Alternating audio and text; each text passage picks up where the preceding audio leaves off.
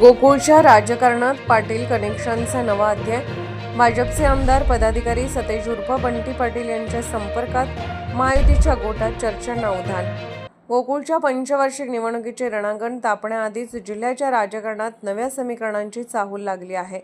महायुतीतील भाजपचे आमदार शिवाजीराव पाटील आणि काही भाजप पदाधिकारी काँग्रेसचे आमदार सतेज उर्फ बंटी पाटील यांच्या भेटीगाठी घेत असल्याची चर्चा राजकीय वर्तुळात सुरू झाली आहे. त्यामुळे गोकुळच्या निवडणुकीत मित्र कोण आणि विरोधक कोण याचे पारंपरिक गणितच बदलण्याची शक्यता व्यक्त होत आहे. गोकुळच्या सत्तेसाठी महायुतीतील घटक पक्षामध्ये जागा वाटपापासून उमेदवारीपर्यंत खलबते सुरू आहेत.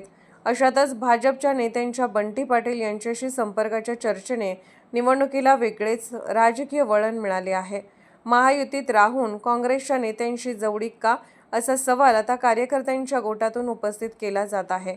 गोकुळच्या राजकारणात पक्षापेक्षा व्यक्तिगत संबंध, ठरावदारांचे गणित आणि स्थानिक राजकीय ताकद यांना मोठे महत्त्व आहे. त्यामुळे निवडणुकीच्या तोंडावर सुरू झालेल्या या भेटीगाठी केवळ सदिच्छा भेटी आहेत की त्यामागे काही राजकीय गणित आहे, याबाबत तर्कवितर्कांना उधाण आले आहे.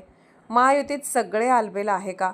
एकीकडे महायुतीच्या माध्यमातून गोकुळची सत्ता कायम राखण्याची तयारी सुरू असताना भाजपच्या नेत्यांच्या बंटी पाटील यांच्याशी संपर्काच्या चर्चेमुळे महायुतीच्या अंतर्गत राजकारणावरही प्रश्नचिन्ह निर्माण झाले आहे.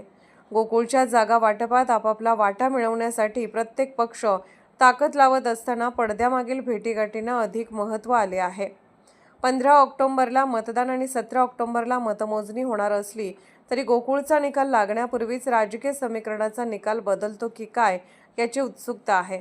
आता खरी उत्सुकता एवढीच, भाजपचे पाटील बंटी पाटलांच्या भेटीला जात असतील तर गोकुळच्या राजकारणात नेमके काय शिजते, याचे उत्तर उमेदवारी अर्ज दाखल होण्यापूर्वीच मिळते का, याकडे जिल्ह्याचे लक्ष लागले आहे. कोल्हापूरहून दर्पण न्यूजसाठी अनिल पाटील. निर्भीड बेधडक बातमीसाठी दर्पण न्यूज चॅनलला लाईक करा, शेअर करा, सबस्क्राईब करा. मुख्य संपादक अभिजित रांजणे, दर्पण न्यूज.